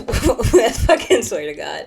That is the Phantom of the Opera rewrite we need. Yeah. Phantom of the arcade. Phantom of the Tekken tournament has arrived. And Sang-woo does not recognize him at first. Sang-woo has one reaction to Jae-young upon seeing him, which is, what a freak. What a weirdo. That is his only reaction. Yeah, what a weirdo. Yep. So, two things. Doesn't recognize him at all. He doesn't at first. Yeah, until he sees the toe tapping. Yeah, so two things. One, I am always here for Jae-young's petty shit. He sees what he assumes is Sang-woo on a date and gets in his feelings about it, and then decides he's going to enter and do his best to beat him in the tournament to keep him from getting a prize. Yep. I love that for him. Two, Sang-woo pays so much attention to every little thing about Jae-young that he knows who it is from the way Jae-young moves his leg. Yeah. Like, boy. Yeah. Denial ain't just a river in Egypt. And Sang-woo. Jae-young says, you're pretty damn skilled, I have to say. Can't fucking wait to see what you can do in bed. And let me tell you, gentle listener, skill at video games does not translate into skills in the bedroom. If it did, I'd be Casanova Adonis himself, but it does not, sad to say. And unfortunately for Sang-woo, Jae-young wins this tournament. Oh, yeah. Beats that ass, and so Ji-ae is able to give Sang-woo the gift. Sang-woo can give nothing back because he didn't win the tournament. And she's like, well, take me out to dinner and we'll make it even. Yep. So she gets a part 2 to this date. Clever little minx. Mm-hmm. And they go to the haunted restaurant being ran by the theater club. Which has... well, here's a surprise. It has Jae-young working there part-time. He's a server. That's his skill at the camp. The funny, like, Sang-woo sees him, and they're like, we're full. He's like, all right, I'm out. Fine. We don't have to eat here. Yeah. It's fine. We can leave. And Sang-woo almost gets away. And then he's ready to go. Like 4 theater people grab him, and they're like, oh, a table just opened up. And they drag him back inside. With Ji-ae, who's super excited. Yeah, like, she gets to eat. She's happy. Yeah. She thinks this is a good, like, the second part of her date. She's happy. Yes. Oh, but then she sees Jae-young, and that happiness immediately changes because she's like, yeah, I've always got the idea that Jae-young hates me, which is accurate. Wonder why. Yeah. Yeah, she is also not making the connection of why he hates her, I don't think.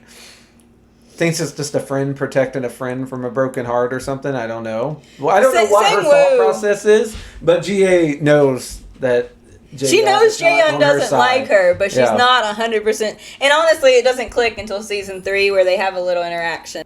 So she denies that they're out on a date. Sang-woo is like feeling a little nauseous from all, like, this poor boy has got his feelings jerked around, and Jae thinks this is the perfect place to try to confess to her crush that she has a crush on him. I don't know. I don't feel sorry for anyone as much as Ji-ae. I'm like, oh, girl, you deserve better. Look, here's the thing. She does deserve better. She deserves better. Stay out of the... Let those two toxic nightmares hook up and save the rest of us from either of them. Like, get away. I love them. Yes, you can, but then you should also be for Ji-ae. I am for Ji-ae staying away. If only for selfish reasons. We need to keep Ji-ae away from these guys.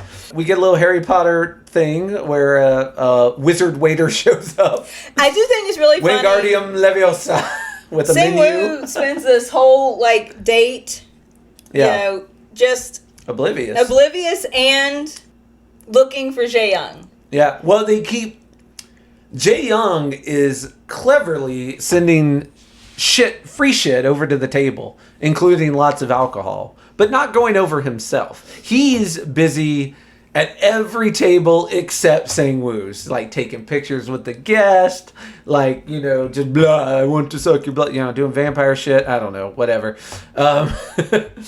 And this is when we find out that Sang-woo watched some pretty hardcore porn to get ready for his date, and he's scared now, which made me feel a little bad for Sang-woo. He tried to do research, and the things he saw terrified him. I wrote down here, Sang-woo, don't get sex advice from the fucking internet. Yeah, especially not the top 10 porn. This boy on a website. Cause. Just go to a website and look up top 10 porns, and just whatever you get. Yeah. Whatever comes up. And Jae Young very shittily sends GA home in a way I'm not super happy or comfortable with. GA is the only person in this comic with any fucking sense. Bless Agreed, her, yeah. and let her go away. I understand. I just felt like that had to hurt the way he sent her packing, like in a very distant. Like I felt bad for her there. I did too. And Jae Young felt a little like. Here's the thing: he acknowledges that he's being shitty. Oh yeah. He acknowledges, and every time that he has been and will be shitty to her, he's like, I hate myself for doing this. Yeah. But also, both of them are so insecure, and like they spend this whole section of this. Mm-hmm. They've only kissed each other twice now, and neither of them know how to handle. Well, 3 times if you count the illegal one, right? No, they kissed each other when Sang-woo kissed him while he was sleeping, and they kissed each other at the bar.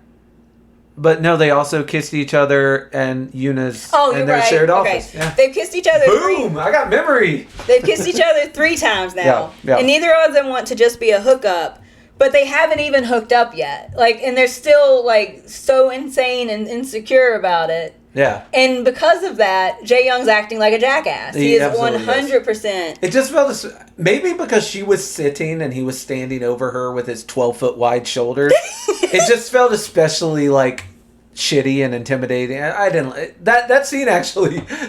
It's weird because the next episode 43 has a content warning. It didn't make me feel as uncomfortable as episode 42 did when GA was sitting back by Jae Young. I was kind of curious about how you felt about 43, but we'll get there in a second. Yeah. So we got to do the.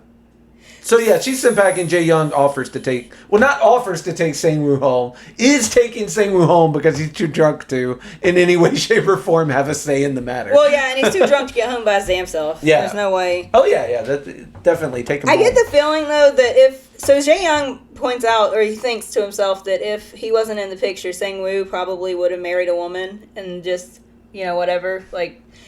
But I kind of also imagine Sang-woo would be the kind of dude who'd have married some chick for their genetic compatibility or some bullshit, and then have a crisis at 60 whenever he falls in love with like the mailboy at the office or something. Like, I'm sure Sang-woo might have ended up with a girl, but I don't think he would have been in love. He would have.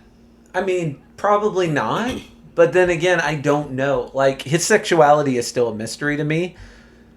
At first, like halfway through season 1, I assumed he was asexual. Mm-hmm. And then I realized that, like, I've never read anything where an asexual stayed asexual. It's almost always they just haven't met the right person yet kind of thing. And I'm like, I wonder, not having any friends personally who are asexual or people that I'm asexual that I'm in contact with, I wonder if that is a thing that gets under asexual skins where they're just like, because I know I know like the idea of a gay person who just hasn't met the right person of the opposite sex yet. Like, I know that's super insulting, and I imagine asexual people probably find that also equally frustrating. I've seen, but I don't know. Again, if he's had sex with a woman and it was a mutually pleasurable experience, which I don't know, it means he could easily fall in love with a woman as well. I just don't think I don't think he would fall in love, to be perfectly honest. I mean, outside of someone's gonna have to do a lot of work to get him exactly. To fall in love. That's what I'm saying. Yeah. And I also, I don't know. They do such a good, because this is a romance manga, and they're really only focusing on. Because Jae Young has had past lovers. Like, they established that. Like, plenty. he's a fuckboy. He's a busy boy. But they also You're in college, you're supposed to be. Just saying. Teach their own. But he also never, like, those past relationships are never brought up. Yeah. We don't see, like, there's no reflection back on, you know, this was his girlfriend or, like... This was his boyfriend. Yeah. He does say that he has had experience with men before. Yes. So, but that's as far as it gets. Yes. But because the main focus is on the relationship between Jae-young and Sang-woo, we don't spend any time with who they were with before. Honestly, note for dear listeners, if you want a successful relationship, don't focus on who people were with before they got with you. Not really relevant, and unless there's a disease involved, not really your business. I'll just throw that out there. Fair enough. Yeah. I mean, yeah. Yeah. Don't get obsessed with other people's number counts, I would dare say.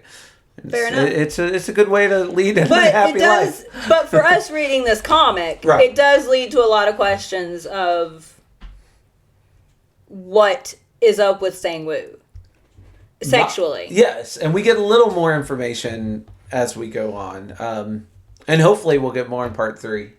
So Jae-young takes Sang-woo home. Yes. And... Oh, quickly, this is the beginning of 43. But at the end of 42, he mentions that while he was fucking with Sang-woo, on the days he was wearing all red, he was also wearing red underwear. And I'm like, now that's fucking devotion.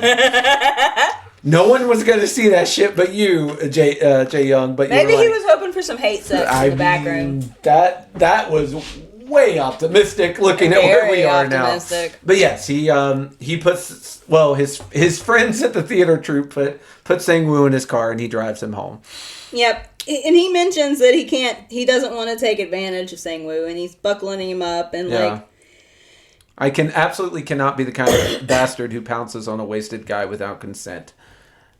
He doesn't get points for that. Had he stuck by it, he would have got more points. Thinking that for a minute and then doing something else, I don't know if that gets you points or not. This is fine. I'm just fastening his seatbelt. Honest, harmless, that's all. We kind of get an opposite of what happened earlier, where Sang-woo kissed Jae-young while he was unconscious, but then he wakes up. This is Jae-young being way too close to Sang-woo when he opens his eyes, and you know Jae-young has to jump back and be like, okay, that was not what it looked like. I was unbuckling you to get you out of your car. And to be fair, up to this point, Jae-young hadn't done anything outside of staring at him longingly, which I feel like that's fine. He was talking to mean game, like he was in a real battle in his brain though about it. But he didn't. He didn't get there. That is true. And so, yeah, Sang-woo is drunk and is, like, trying to talk about the research that he did. And Jae-young is like, I don't care what he's saying. Yeah. Jae-young absolutely needs to be caring this about part's what important. He's saying. Yeah. And, like, I can't. So brutal. Wrecked up. Like, he's basically, he's telling him about his fears and how scared he is. But he's just getting turned on. Like, Jae-young just hears him talking about rectums and shit. And is like, this asshole's so fucking lewd. Like, he thinks... Yeah. It's like he thinks it's like initiation. Like he's trying to... And it's also a funny thing of like, oh, this guy's so lewd and crude. I wish he'd just shut up so we could awkwardly fuck in the passenger seat of a car. You know, something that's the kind of sex that makes God smile and isn't lewd or crude. Like what? That's this panel's hot though. Fair enough. Yeah, a little bit of mixed feelings there. Like he does. So Jae-young leans over and kisses Sang-woo, and Sang-woo kisses back. Oh yeah, and he jumps on him, and I'm like, okay. As someone who's done this in cars before, only in fiction do cars have enough room for this amount of maneuvering. There's a manga we will get to eventually called No Love Zone. Yeah, and they have sex in the car. And he straight up, like, the top pulls the bottom over the car. Like, one, that wouldn't have worked. There's not enough room. And two, like, manages to somehow get his pants down. No. When Jae-young physics jumps on Sang-woo, what would have actually happened is he would have hit his head on the roof and knocked himself out. Sang-woo would have also gone to sleep, and they both would have woke up in the morning. Laying in the passenger seat of the car because there's just not enough room. I'm sorry. No, the physics. And if Cecilia also feels that way, and I have like a foot and a half on her. Believe me, there's not enough room in a car. No, and I don't know.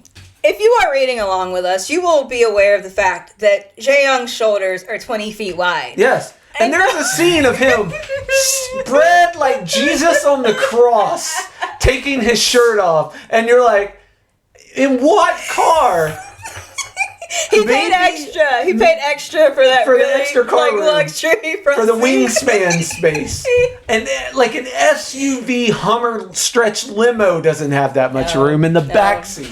No car has that much seat in the passenger seat. Here's the thing. Am I willing to ignore it because the shot of him taking off his shirt is so goddamn hot that, like, that was my screen paper forever? Absolutely. But also, no, you are correct. Yeah, there's not enough room.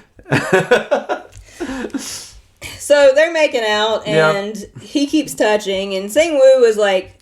sort of half in and half out. Yeah, he's sort of wishy-washy. Yeah, which is his prerogative. It is his prerogative. He's drunk, and ergo, like, again, as Jae-young said, but when he was thinking more clearly, not a good time to instigate this kind of stuff when someone's brain is not clearly there.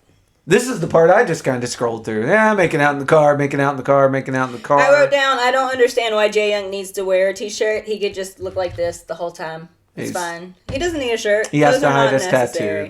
They're frowned upon in certain Asian cultures. He's so high. So he's got to hide his tattoo. So they eventually get back to the bedroom. They do, and I wrote down that Jae-young totally left his shirt in the car. He just walked up to Sang-woo's apartment half naked already. Son's shirt, yeah. So they have sex in the car. They sort of, and Sang-woo talks about sex like a fucking high school PE teacher, like blood vessels and weird health class bullshit. And they like, there's a little bit of dubcon here. So like, Sang-woo is into it and also like scared. Yeah. And it's not. And he's not even saying no. He's saying, wait a minute. Yeah. And then finally he has to throw Jae-young off because Jae-young is in the moment not listening at all. No. He's like, just cut it out, would you? I told you I want to be mentally prepared. And he goes and locks himself in the bathroom. Yeah. Because how Sang-woo handles problems is you run away. In this case, you kind of had to, though. Well, this is also true. Jae-young could easily overpower him, and at least at that moment, he was not taking no for an answer. And here's the thing. I do feel like Jae-young deserves a conversation. Mm-hmm. But I do think maybe like a promise of like, I won't touch you until we've talked about this maybe would have gone a little bit further. Yeah. Like something where... Jae-young makes up for it in 46, but in 45, he is not very understanding at all here. Jae-young, I feel now, he doesn't have all the details. Yeah. He doesn't know the kind of like research he did or how... I mean, he has an idea, but he doesn't really know how uptight Sang-woo is about doing this with another man. So, but... with the limited amount of details he does have, he is And Sang-woo, like, Jae-young is someone who's very led by his emotions. Which isn't always... like, it's not always a bad thing, but it's also not always a good thing. Well, yeah. And Sang-woo is never led by his emotions, and it makes them both, like, you know... like, they could learn a lot from each other. So, they were making out on the bed. Yeah. And then... Jae-young got a little too handsy for Sang-woo, so Sang-woo ran to hide in the bathroom. And then Jae-young's like... you know, fucking talk to me. Yeah. And Sang-woo's like, you need to leave. Yeah. And he knows that Jae-young's going to be angry, and he just doesn't... I can't do all the things that those actors in the video were doing, that's all. And Jae-young is, like, banging on the door and just kind of being a dick about it. Yeah. And he refuses to leave, and he's like, well, if you don't come out here... I'm going to go fuck around on your computer. It's a nice desktop you got over there. Well, first he says, I'm going to break the door down. Then he says, or vice versa. I don't know if it's the computer, then the door, then the computer. But he also threatens to break the bathroom door down. And he says that he's bluffing, and I wrote down, Sang-woo says that Jae-young's bluffing, and I'm like, Sang-woo really needs to learn to not call Jae-young's bluff. Jae-young absolutely will do it. I'm not sure Jae-young's ever bluffed in his life. Yeah. He absolutely will do it. He'll always do it, no matter what it is. He does come out. Yeah. After Jae-young threatens his desktop. Is this where he curls up like a little wizard in the covers? Yeah. It's very cute. They have there it is. But they have a back and forth where Jae Young's accusing him of like being a tease and not taking their conversation seriously. Yeah. And Sang-woo's like, this isn't, you don't know what I'm feeling, and like you treating this like it doesn't matter, and just he's having a lot of feelings about it. And he says that it isn't a trivial matter, and it kind of bugs him that Jae Young treats it like it's just the thing that they agreed to do was just have sex. Yeah. And the fact that Jae Young treats it like it's them just having sex bothers Sang-woo. Yeah. Which is maybe a thing that you should talk about more prior to... Yeah, there should be some more conversations. So, Sang-woo's a confused little mess. And Sang-woo's actually like, I'm worried I might hurt you. Yeah. And again, it's because the shit he watched was like hardcore. But Jae Young does not know that yet. No, and then Sang-woo starts crying. So Jae Young... Yeah. So Jae Young decides to be kind of gentle with him, and he said that he would have undergone castration if he could. Sang-woo is not having a good time. Yeah, that's heartbreaking, really. Like, yeah. Eventually, so though, Jae Young does ask if it's Sang-woo's first time. Yeah. And Sang-woo says no, that he's... Yeah. He's like, you acting like some kid who's got a hard-on for the first time ever. And Sang-woo says that sex has never been a problem for him before. It's just never gotten to the point where it messed up his routine. And that Jae Young's an exception. Yeah. Aww. It's like, look, I've never been this attracted to the point that I'm not thinking or doing anything. Like, this is all I can think about. Yeah. This is a problem. But, it said, had I actually done all the depraved things I thought of just from looking at you, I'd be serving a life sentence in jail right now. Just terrified. But yes, Jae Young eventually cuts to the chase and is like, okay, I think I get what you mean. For now, let's sleep on it. We can come back to this tomorrow. We're both not quite ready for a lengthy conversation, and you're not completely sober yet. Sang-woo? And he looks over and he's asleep. So he's like, out. All right. I'm he tucks him into bed, though. He does, as he should. And then he goes through his shit. Can't say I blame him. Yeah. So, which actually ends up being... I never approve of like breaking people's trust like that. But for the sake of semantic error, it ends up working to the best for everyone, which almost never happens in real life. Don't do it in real life. But in semantic error, it works great because... There's a Jae Young J folder. he finds out... He already knew, but he finds out Sang-woo's got the hots for him and like saved all his pictures. But more importantly, he finds his research videos and finds out that there are some hardcore, like, scary shit. Yeah. That even Jae Young's like, oh god, no. Yeah. So basically, Sang-woo went on the internet and found the most downloaded videos, and it's some hardcore, like, BDSM, like, whips and chains and collars shit, and like... Blood and piss, and no thank you, says Jae Young. And so he's like, all right, at some point I've got to clear this up with Sang-woo, that is not what I'm here for. And here we get a little bit of a Sang-woo flashback for, like, they took him to counseling for developmental problems. Because he couldn't recognize faces and names. Yeah. He couldn't remember names. But it turned out he had a great memory for, like, everything else. And the psychiatrist basically is like, yeah, your brain works in a way where it disposes of things it considers unimportant, which are faces and names, to make room for more important things. They concluded that it's likely selective memory loss caused by social dissociation. Yeah. So the boy gets overwhelmed in social settings and his brain shuts down. Yeah. That's basically what happens. Yep. And that's good. That's information we kind of need for Sang-woo. He wakes up to realize that, oh no, his computer has been messed with while he was up in bed. All his porn got deleted, and he's like, oh man, Jae Young saw my Jae Young folder. The poor baby. So he deletes it, but then undeletes it. Cause he can't bring himself to get rid of Can't do it. Can't get rid of the folder. And then we get our Pirates Part 2. He has another pirate flashback. For such a robot, he has such a fun imagination. Yeah.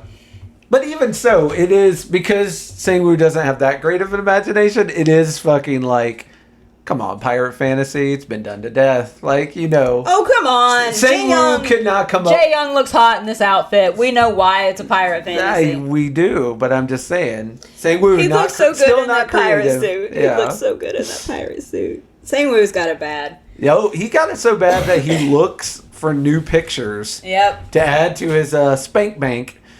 And he's like, oh, I can get some from the vampire night. He has the idea that he's just gonna lay around in bed all day. And, which, hey, don't blame him. I don't, but some he of my best really, days are spent that way. He does not manage it. He thinks, how do people manage to do nothing all day? Yeah, and Jae Young emails his stuff early for the first time since the project started. And he emails him a deadline reminder. Yeah. Which is really ironic. Mwah, a chef's kiss. It's beautiful. Jae Young calls and they chat on the phone for a minute, and he basically says that, like, he asks Sang-woo what he's been doing the past 2 days and asks if he's alright, and he thought that they were Sang-woo thought they were canceling because he didn't have sex with him. He's like, well, this was the deal. Yeah. And Sang-woo reflects that Jae Young's unpredictable and he doesn't really understand, like, what's happening now. Yeah. And he remembers, like, he repeats word for word what Jae Young said to him about, we do this my way or I'm done dealing with you. Yeah. And Jae Young's like, what the fuck, man? Sang-woo says, or Jae Young says that he's not giving up on their relationship or veggie adventure. He's done too much work for this. Jae Young's invested now in both, and too deep to get out of either one now. And I do feel for Sang-woo here. It's irritating whenever you think you finally got a handle on a situation, and then someone, like, throws a curve into the deal. Like, I am also someone who does better with exact parameters as far as, like, what I'm supposed to be doing and, like, what, you know, what a deal is. And when someone, like, tries to change those parameters, it is irritating. Understood. And especially for someone such as Sang-woo.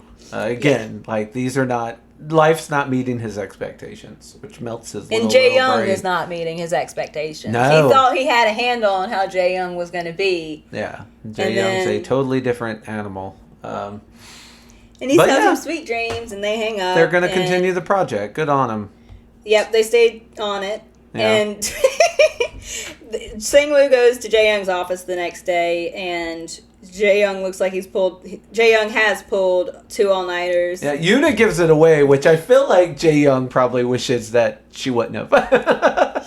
Because that shows how invested he is and how hard he's working. And Jae Young, I feel like Jae Young kind of wants things to look effortless. Yeah. I agree. Yeah, and so, like, when Yuna calls about it, he's like, oh, man. You didn't have to tell him that. Why'd you tell him that? Yeah. No, so they do a demo for the game, and this is where you pointed out that, like, Yuna was pointing out all these little things that Sang-woo didn't really program correctly. Yeah. So they do another team up to make it work better. And this is another part I really liked, where they were talking about something that's very, very big in games, and it's becoming less so as load screens are becoming less of a thing, but video games have to come up with a way to hide a load screen or make it not break the fourth wall or make you not notice that a load screen is happening. And when they're talking about the screen and how the title comes up and then flashes away and then the game starts, they're talking about the way it comes up. They've got a 2-second load time or whatever, at 1.8 or whatever. And Sang-woo's like, yeah, that's the amount of time we agreed on. And Jae Young's like, yes, but it feels too long. Yeah. It doesn't matter what the load time is. It matters what it feels like. So if you have the words come up slower and then fade slower, it seems like that's just part of the intro movie. Yeah. And you've tricked the person into not noticing the load time. I've had games with really long load times that didn't bother me because they hid them well. And I had games with really quick load times, but they were so intrusive into the story that I found them just exceedingly frustrating. And it's a little known part of the video game making art that I liked having them talk about, and like solving the problem together using both of their talents. It was a good part for me. I'm glad you enjoyed that. And it was talking about something. Of course. They both had their shirts on. What's the point? Yeah, they're not kissing. I actually enjoyed that part, and it's got something for both of us. yeah, I'm it happy really about does. that. And my favorite part is when they finish, because Jae Young's been up for 2 days. He's like, I'm gonna go to sleep, and Sang-woo tucks him in the way he tucks Sang-woo in. By closing the blinds and turning the light off. And the last scene is Yuna just like, wait, did you just turn the lights off? Can't you see there's still other people working here? And Sang-woo's just whistling and walking out the door like oblivious. Yuna does not count as a person. Yuna does not. And again, I feel bad. I feel bad for all ladies of the are not women well in this. treated in this story. Well, before he tucks him in, though, they do have a conversation about... They do have a conversation about their relationship. Mm-hmm. And Jae Young is talking about how he can't just back out of what we agreed on without discussing. Yeah. And he can't accept that they won't see each other anymore, basically. Yeah. And this is also where he kind of lays it out like, look, I saw the shit that you researched, and that is not what I am after, and that is not what we're going to do. Which I think is the most important conversation that they needed to have. And I'm glad that, they had it. Yeah, so he's like, yeah, I mean, why did you buy videos that featured threesomes and groups when this is just me and you? We're not... What those people did can cause serious injury. Yeah. You basically downloaded the most watched videos, didn't you? Sang-woo says, I thought higher views proved higher educational value. Buddy! Also, the more people involved, the more things I can learn. If if 8 people are having sex, that's 8 people I can watch and learn from. The internet has so much fucking trash on it. Mm-hmm. Higher views do not prove anything, man. No. For someone as Sang-woo, like we talked about in our punk rock, actually higher views is worse because that means it's mainstream bullshit. And Sang-woo definitely doesn't understand that people can say and do things that they don't exactly mean when they're in heightened states of emotion. Mm-hmm. Because he expects everything that comes out of Jae Young's mouth to be exactly what Jae Young means when he says it. Yeah. And Jae Young, unfortunately, does have the emotional maturity of a 5-year-old. Yes. So you've got to let him throw his temper tantrums. Right. And then when he comes back to it, when he's not in those feelings. He does mean it when he says it, but 10 seconds later he won't, and then you've got to deal with that because that's something else. But yeah, so after their conversation, he does, and Jae Young is like, Jae Young, being a sweetheart in this particular point, says, let's take it slow. I'm not going to pressure you to do anything. Jae Young, this is the mature conversation that I wish they had had, in episode 7 of Semantic Error Part 1. But better to have it now than never, you know? He says he'll keep his hands to himself unless Sang-woo makes the first move. Yeah. And then Sang-woo's like, if things get heated and then I want to stop, you're going to stop? And Jae Young's like, yes, I will stop. I've learned that lesson. Yes. And good, like I say, this is a lot of good maturity. I liked the maturity levels from Jae Young. That kitty shit will only carry you so far. He does he sits down and has a conversation. He does. So they turn the lights out on you.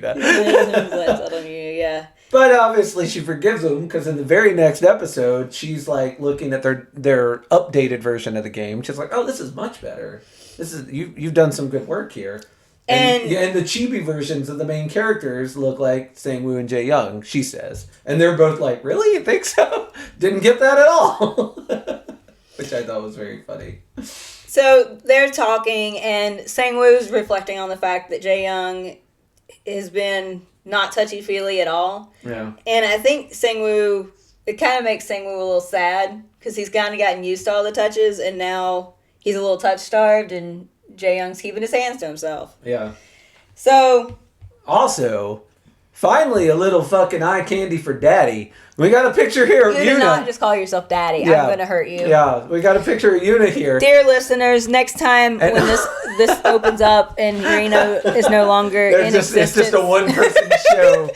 You will know. Just be this will be the file they play in court when I get convicted of murder. Finally, it's something for Daddy. We got Yuna here, also being incredibly nice, saying, yo, Sang Chu. She calls him Sang Chu instead of Sang Woo, which I the laugh lettuce, at. yeah. Yeah.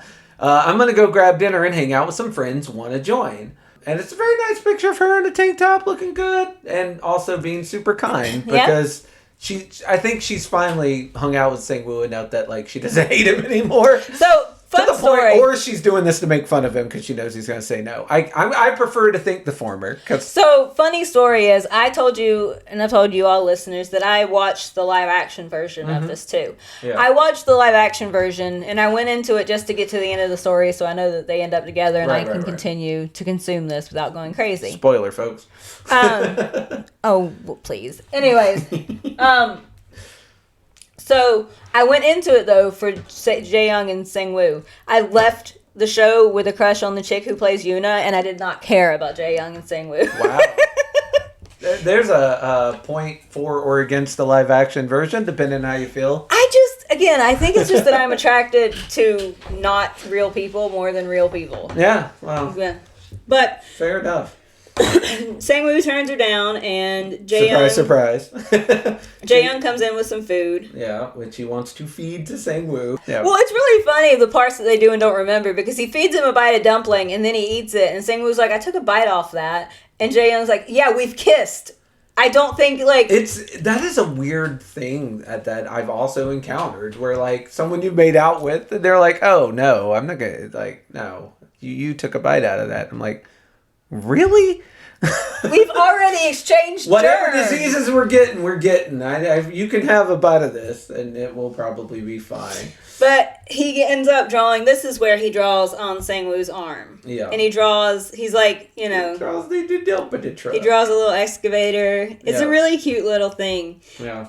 And for all the touching though, and one, Sang-woo let him, and Jae-young asked. Yeah. But he can't see. Jae-young's face while he's doing this. Yeah, because he's wearing a hat. And Jae-young, once again, being petty, it's like, yeah, see how it is when somebody's wearing a hat sucks. and you can never see what they're doing? Right? Yeah. Rough, isn't it? And how to react. Anyways, sucks to suck, my man. Yeah. So, they ordered pizza. They get some pizza, and Yuna wants Sang-chew to go get it. And he's like, why me? It's like, you're the youngest. That's how this thing works. That's what I was talking about. Yeah, and then Jae-young's finally like, I'll get it. And Yuna, give Sang-woo a break. Don't stop asking him to go get our food for us. She's like, that was weird. And then, so Jae-young, they're eating together, and Jae-young's realizes that Sang-woo still got his name saved under free later, and he starts going through all his contacts. Oh, but first, Yuna finally figures out what's going on between the two of them. She said, fucking hell, what's wrong with him? Totally looks like he's got a crush on... You know what? I think I'm going to step out for a smoke. So, Yuna finally gets there. Yeah, it took her a while. Yeah, it took her a while. So, yeah, then we get to the phone, and he's still freeloader on the phone, which is goddamn amazing.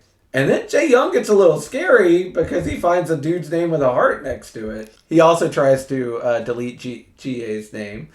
And Sang-woo is fine with that after the semester's over. Yeah, he's like, no, I need her. I still have use for her.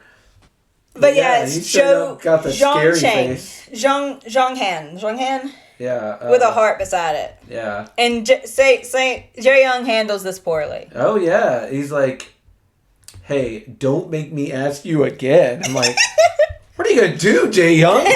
Beat him up? Like, dude, you got to get that jealousy under control, my man. It does not get under control. No. Spoilers. But, also spoilers, nothing to worry about. It's just Sang-woo's dad, who was like, hey, show me you love me, put a little heart.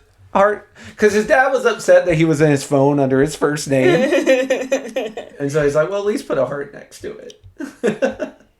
And Yuna takes her pizza to go because they're having this little spat, and she once again is forced to be a part of it when she does not want to.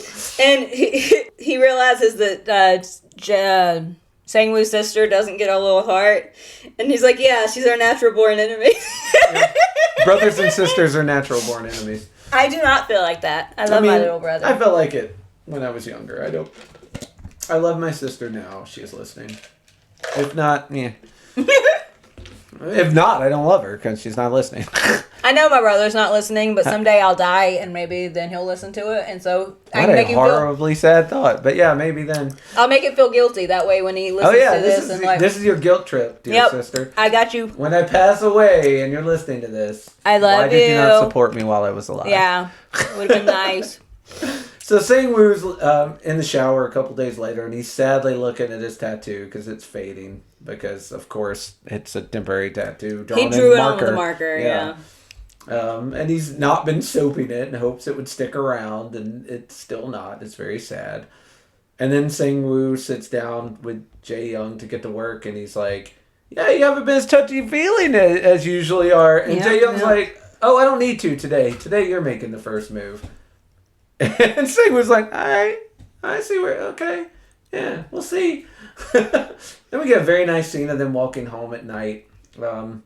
As we said during part 1, and I guess we haven't said till now in part 2, but man, all the art in this is very well done. It's so pretty. It's very pretty. This even panel, for someone who's not into it, not getting any sexual gratification out of it. Like, it's just so well drawn. This panel where the wind's blowing and you've kind of got like Jae-young's hair fluttering is so pretty. Like, the art is so well done. Yeah, it's very, very nice art. It's worth looking at regardless of whatever else is going on. Jae-young was right.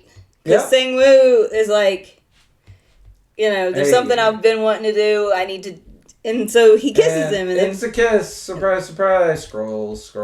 They make out against the wall. Look, if you're... these are the parts you scroll through. Yeah, I know. And these are the parts I'm going to talk about. And so, please do. There's some good... Jae-young tells him to be slow and, like, take his time and breathe. And Sang-woo's reflecting on the way that Jae-young smells and the way he tastes. And, like, he's having a hard time remembering to breathe and remembering to go slow. Yeah. And it's just real hot. Sometimes it's like that. They make out real hot against the wall. And so Jae-young's like, my hunch was spot on. You're an open book to me, Yeah. Which, if that was true, you guys would have a lot more understanding than you do. You know he's horny. You knew when he was going to kiss you one time. And you knew his schedule in season 1. Sang-woo says that he lost. And Jae-young's like, we're not opponents. Like, this is the thing where, like... Yeah. Sang-woo has such a, like, hard time dealing with what he wants. It's just really... Well, yeah. I mean, he's setting himself up in direct opposition to what he wants, which is going... it's going to end badly. It's going to have him constantly in conflict with himself. Conflict. Here's a really nice panel where he tells him to sleep tight. Sleep tight, buddy.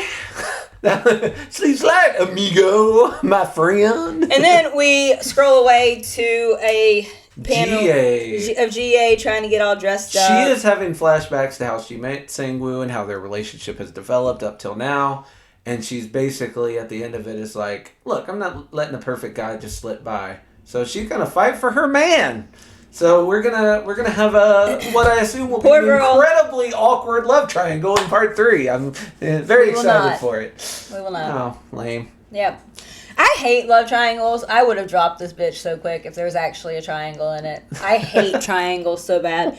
Poor girl's over here making plans and Sang-woo forgets she even exists. Like, this is not going to go well for her. Here's the thing that gets me about this particular one is I never bought into the notion that she was a threat to Sang-woo. Yeah. In Jae-young's relationship. The biggest obstacle to Sang-woo and Jae-young are Sang-woo and Jae-young. No. Never...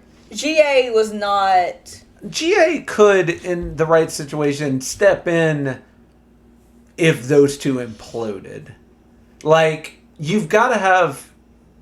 I am not as opposed to triangles, but I always feel you do have to have that external threat where that there's always someone waiting to pounce.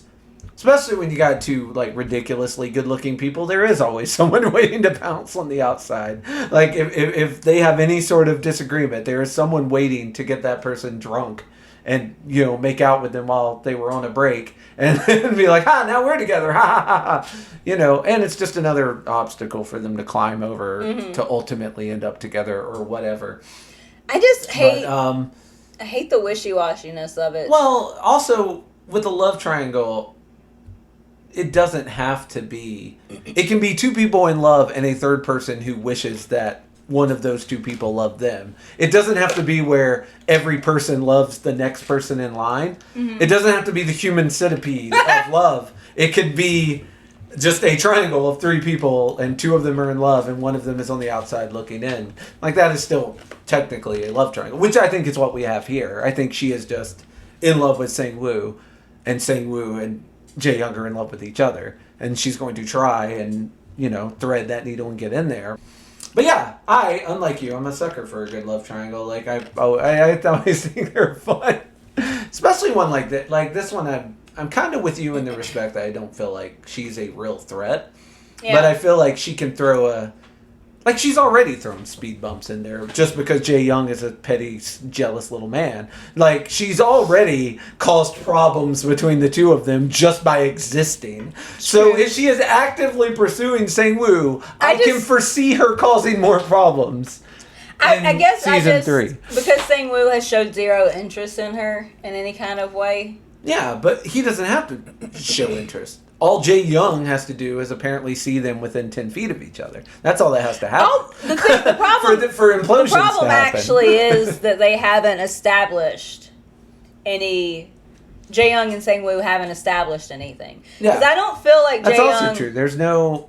I don't feel like Jae Young breaking any would rules have because been. there are no rules. Well, I feel like Jae Young wouldn't be super jealous normally, and if there were, like. If Jae Young and Sang-woo could stop acting like petty little bitches for 2 seconds. Right. And be like, yeah, you're my boyfriend, I'm only interested in you. Yeah. I don't think GA would be getting the shit treatment that GA gets. I think part of why GA gets that treatment is because Jae Young is in a uncomfortable, insecure place. Yeah. Because him and Sang-woo don't know how to talk. They're undefined, and that is not something that Jae Young wants or can deal with. Yeah. Yeah. Fair enough. But thus ends Semantic Error Part 2. Now, Semantic Error is completed. And Part 3 is already available on Mantra as well. It is, but it's not done yet. Oh, so, I did not know that. No, it's obviously, not. Because I'm not reading it. I am not waiting to read. No shit. No, my big question was gonna be. Was gonna be. Well, because you kind of already answered it. It was gonna be. I'm verbose. Well, I did know this about you already, but I was gonna ask about the going through people's stuff. Oh yeah, I'm super unsupportive. Wait, are you not? Do you support going through people's stuff under any situations? I feel like unless you are worried they're going to hurt themselves, like if it's like a case of like a suicide watch or something, then yeah, that's okay. But no, under no other circumstance. I think people, if you don't trust your partner enough in a relationship to let them have their own space, that's a huge red flag for me. So I don't disagree that is a huge red flag. Doesn't mean I wouldn't do it. That doesn't mean I wouldn't do it. Here's the thing, it's not just about partners though. I'm also the kind of weird nosy person that likes to read 100-year-old people's diaries, like where the people are dead and like those. I actually do support that. Like I just, to me, it's all more of like an archaeological dig where it's just, I think people are interesting. Between this and your sexual fantasies, you are just a voyeur. Like, that's your thing. You like watching other people living their lives, doing things like that. That is a thing you get a pleasure out of. It's not even like, maybe I don't know if it's sexual, but it's just, I think people are interesting, and I like to know who people are when they aren't pretending. Mm-hmm. And so I would read just about anything from anyone. It's not just about like going through like I don't trust my husband, so I have to go through his phone. It's more about like what makes this person tick and who are they when they're not pretending to be whatever. Yeah. So yes, I probably would, but I would go through anyone's anything at any time. Okay. Noted. Don't leave your stuff around Cecilia Rose. Lesson. All right. So is that was my big question. My big question. I think that counts. How do you feel about going through someone's private? Well, I answered it, but it was nice to get your answer. I'll keep. Maybe I am a voyeur. I actually did kind of have that thought when I was writing down my answers. Keep things more locked up. Yeah. Yeah. On the other hand, if you ever need someone to catalog your life, you can also give it to me. And I mean, when I die, come on in. You're welcome to look through my shit then. I mean, I'm an exhibitionist. You can look through it now. I don't care. I'll be fine. But I do agree that, like, if you're looking through your partner's shit to try to find out if they're cheating on you, maybe you got some other issues. You might have other things to deal with. I also kind of think it's fun to look through people's shit, so. Oh, I wouldn't argue that. It is fun. It is a thing I have to resist. It's not that I don't get pleasure from not reading people's stuff. I would love to dig through and read people's stuff, but it's a certain amount of, it's just something I would prefer people do for me, so I would do for them. It's fair. It's fair. Yeah. So what are we reading 2 next? weeks from now, we are going to look at the works of Jim Kruger, Doug Brathwaite, and this is the one I'm excited about, Alex Ross. Probably, if not my favoritist comic artist, certainly one of my favorites. He draws things very in a very realist manner. All of his art looks like paintings, like stuff that you could just frame and put in a museum. And I could have picked a lot of things of his. Kingdom Come, probably his most famous work.